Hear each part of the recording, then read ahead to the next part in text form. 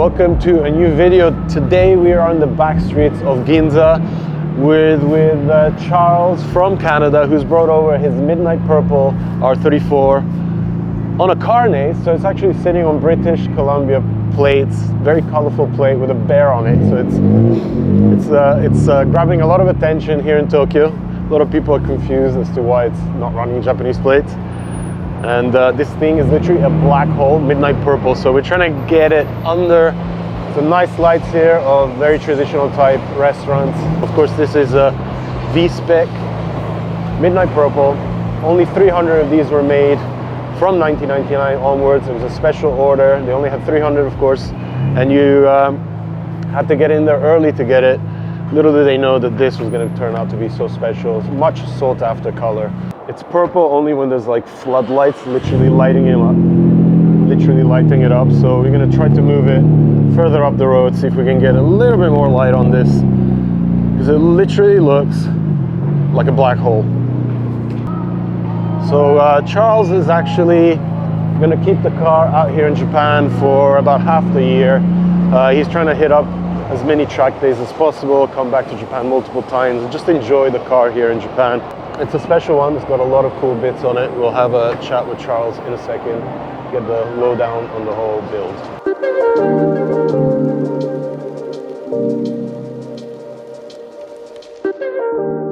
Back in December 1998, when Nissan Red Stage dealerships opened up the order books for the R34 Skyline GTR, on top of the regular colors that were already available to order, including the launch/communication color Bayside Blue, there was a chance to buy into a limited run of 300 cars that would be painted in an evolution of the R33's Midnight Purple, unimaginatively named Midnight Purple 2. The color stood out as it shifted from a deep, almost obsidian purple across to a dark metallic green, ending with a lighter shade of purple. Out in the real world, and especially at night, these cars pretty much look black, but when the right sort of light hits them in the right sort of way, boy does it start to look amazing and highlight the really angular body of the R34.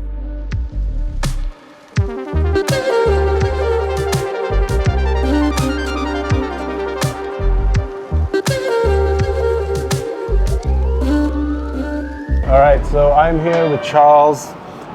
You're a crazy man. I am crazy. I am crazy. You brought your GTR over again to Japan. First it was the blue one. The blue one. Now with it's the sequential, right? Yeah. Now it's a purple one. And the idea with this is basically you're keeping it, right? I'm keeping it here for a bit. We're using it for a test car for the shop to do like parts development, part testing. Yeah. And no better way to do it in Japan. Of course, I agree with that. And this is actually a really interesting spec, right? Like, yes. You were saying like a complete Apex car? It feels like it has a full complete Apex engine, Apex turbo, intercooler, Power FC, which I did already, but it has everything Apex you have imagined to be in the car from the 2000s. So it's never been touched since what, 20 years after they Pretty much. And exterior-wise, did you do all the? I did all that. We got the Saturn front bumper, the hood and the fenders. Actually, we make them the full pre-preg carbon fiber, which is like the Nismo ones. Obviously, the Nismo one's super hard to get, so we made our almost own. Impossible. Global auto front lip. And then the other stuff's just like the Nismo stuff from the catalog. And mine's mirrors. And mine's rear deck spoiler. Oh wow, which nice. I found them used. That's awesome. But I think the green looks good with the purple car. I think it fits really well actually.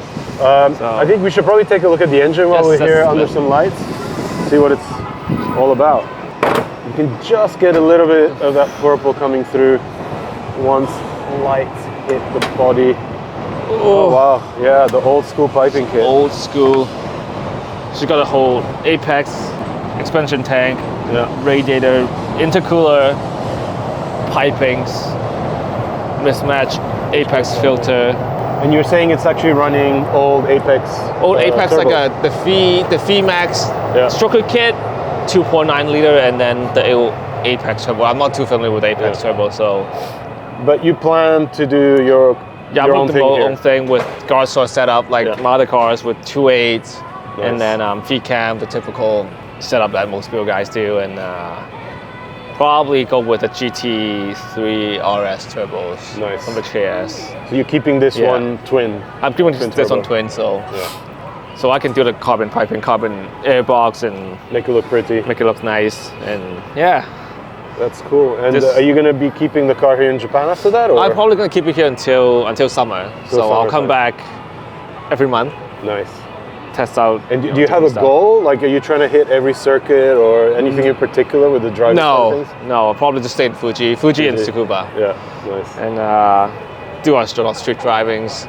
And you were saying it actually runs proper, like, circuit spec suspension. Yes, right now it's the same Clovis that was on my blue car. We took it out and put it on. It's on Nitron R3, running 14K and 12K in the back, and Oh, just what you need for a I nice, comfortable don't Tokyo like car. it at all. My whole interior starts to fall apart. I hear every squeak, every bumps, every Yeah, rattle in the it's car. a cool, like, it's one of the best suspension out there, especially for the Oh, 34. yeah. So actually, you were saying these are your bits, right? yeah, Like the, yes. the fenders as well. It's Yeah. all dry carbon. It's all dry carbon. Same as the hood. It's all dry carbon. Oh, nice.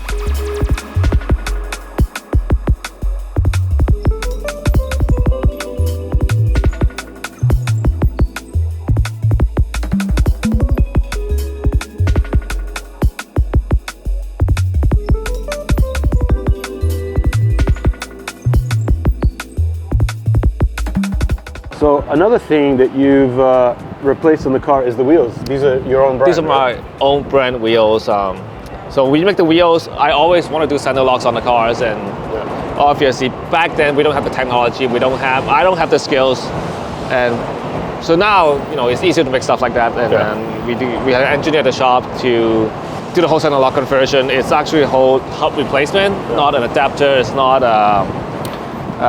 what is it called? A cover. Yeah. So this is actually a whole center lock. We uses the similar system as Porsche with the whole locking mechanism inside, and then both left and right runs the same thread pattern. So you don't need to be reverse pitch on one side then the other side. So and these are 19s. You were these are saying. 19s by 11. They're actually a mix of a LM GT4 and do have a FN bit of GT. that. Yeah. And you're running So 295s all around. I'm 295 30 all around. Yeah. Yokohama Advan Neovas. Advan AD09. We got the AP Racing. This is our prototype brakes for the GTR, so I run them on all my cars, and Nice. then hopefully we're doing carbon rotors in the future. That's sick. So did you come with like a 2-meter breaker bar to? just Yes, in case? actually it's in the back We have to take a with look at 5 feet long breaker bar. that. That's cool. All right, I think we should probably do some driving. We've got all the details here. We'll head maybe to a parking area somewhere and do Awesome. one. Yeah.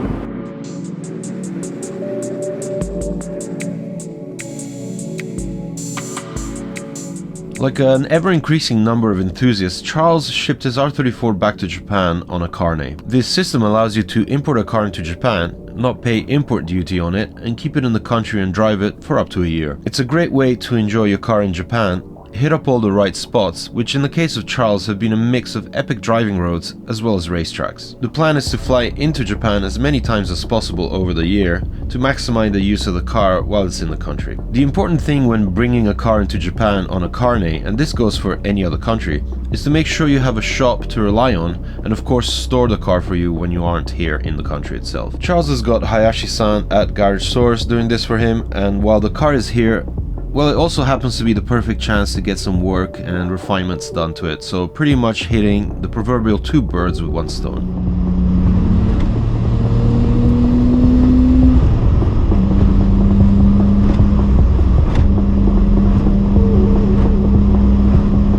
Right, we are at Tatsumi parking area. We're just getting Charles to move the car in front of the vending machines and take a look at this very special GTR. I'm gonna head out on the R9 with Charles after this, do a lap and get a feel for the car. I'm kind of curious how the Nitron suspension feels like. It's running very stiff springs. So more of a track spec setup, and the brakes are really on point. Massive AP Racing 6 spots and 4 spots on the back. But my God, is this car dark.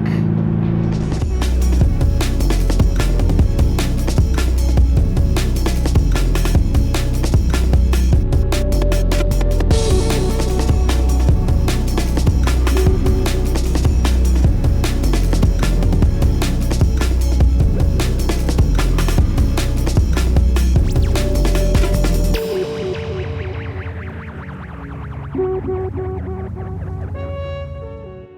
really never know what you're going to come across at Tatsumi parking area. This is definitely a first for me. A Nitasha Ferrari? Seriously? Somebody going to get a letter from Ferrari?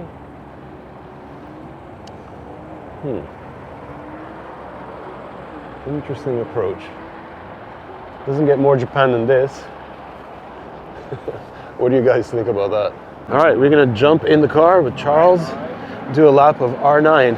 And for once, I'm sitting passenger in an R34, which is very strange. It smells like 1999 in here.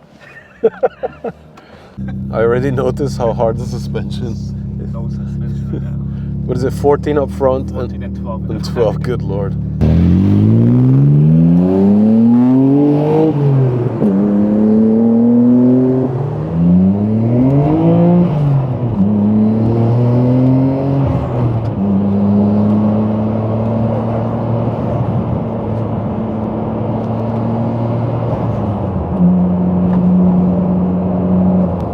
Like it sounds so deep, the sound of the engine. Jeez, good lord, that guy's going for it. Like I can tell it's a stroked motor instantly.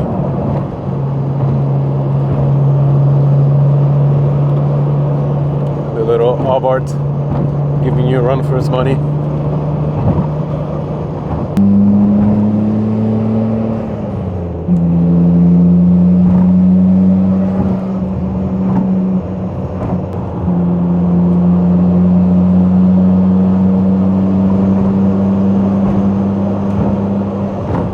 Yeah, the funny thing about this stretch here in Ginza is that they actually sucked up the water from the river that used to be here. Oh, this is a river. This used to be a river. That's why we're under the road level. Yeah. Oh, what? FD2.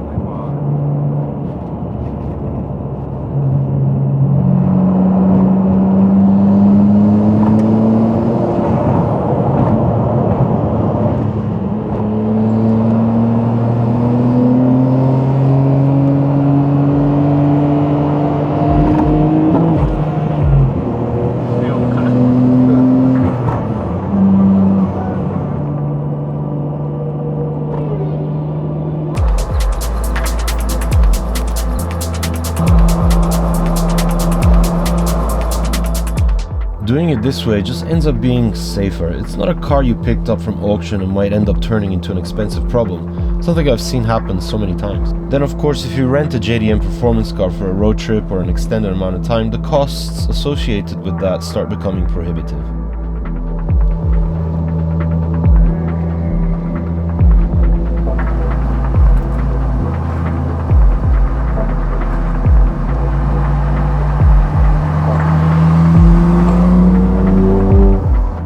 Made it to Hakoaki, which is one of my favorite spots because it's a little bit protected and it's nice and bright.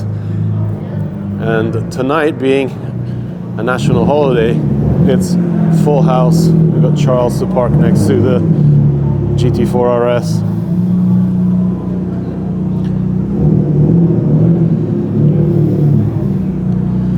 You can actually get to finally see a bit of purple and green and all those interesting shades hiding behind that midnight purple too.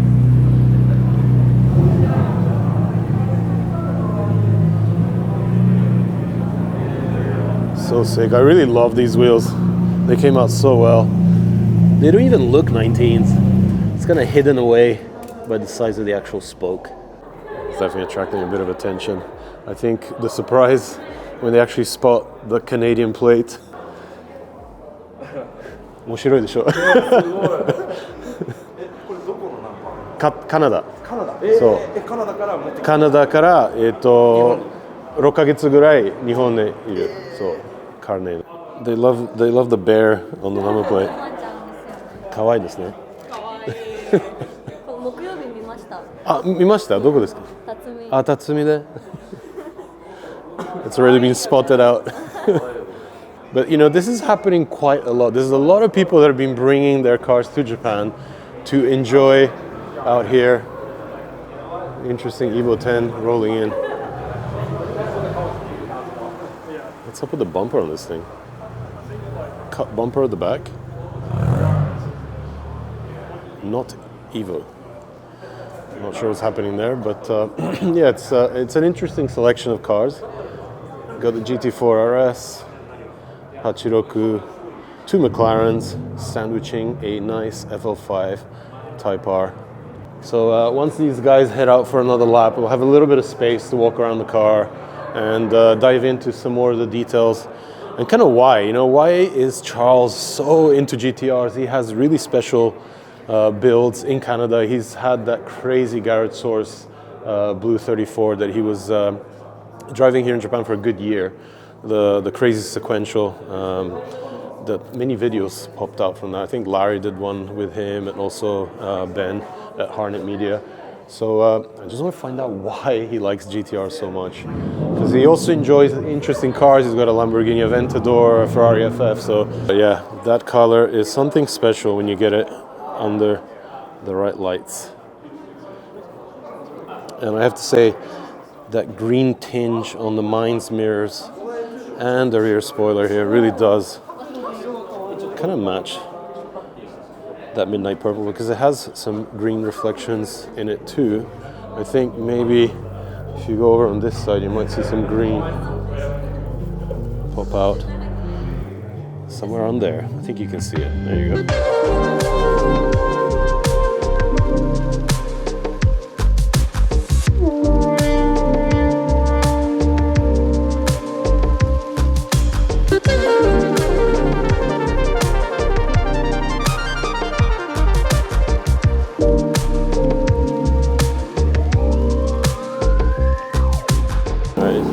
GT4 RS is going out for a little loop. Right, I think the main question is, why 34s? Like, why are you obsessed with 34s so much? Fuck, I feel like a fanboy right now. They're the best looking GTR. Yeah. When I got mine, it's a little more modern than the R32 that I had. It's the best looking car. But like compared to all the exotics that you've run, like how does it compare? Like I like the 34 more, just because, you know, you can do a lot more things to the car, you know, all the exotic, just like wheels and stuff like that. Sure. 34, you have like, you can actually personalize the car to the way you want it. There's a lot more parts you can buy. There is... And more parts. Yeah, and then the car is relatively cheap. Like the parts is relatively cheap for how much the car is. Yeah. So you're not paying exotic money for the parts. It's you got the performance. You know, you can drive the crap out of the car.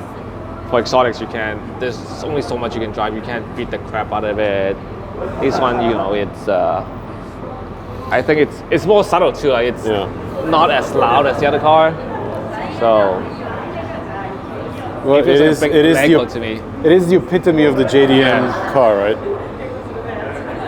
But I just love how this car sits. Those wheels look so good. The fit is just right. 19 looks a lot better on R34, I think, than 18. The car is big, so they should come with 19s on the factory. I agree.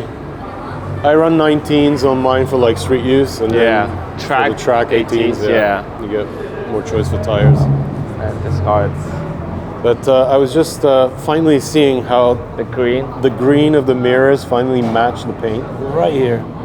If you move a little bit, it kind of disappears. So I think the green matches the purple pretty well, because it shifts colors, and that's why when you see the Minds spoiler at the back, you're like, why is that green? And then you move a little bit, you're like, oh, it color matches the car. It fits right in. It's so sick.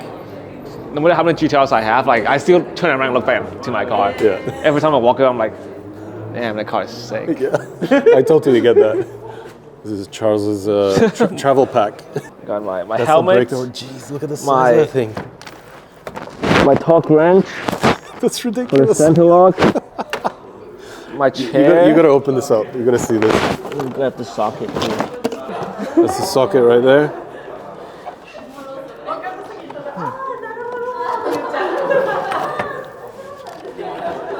Oh man, even this is well designed and made. That's crazy. Oh my god. That is... Dude.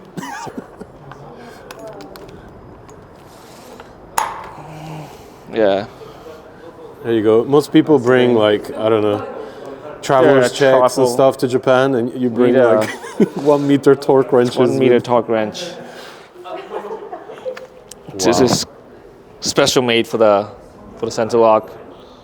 That's amazing. Nice little CRX has arrived as well.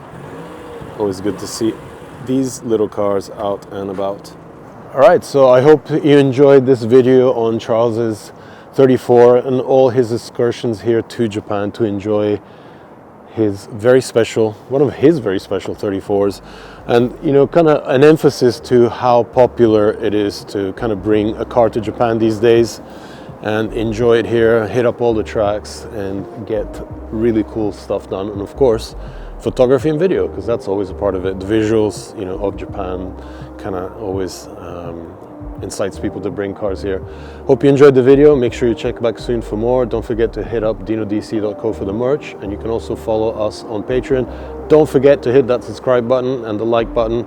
As ever, over 70% of people that tune into Dino DC aren't subscribed. Really will help us a lot to bring more content from Japan, so don't forget to do that. Check back soon for more.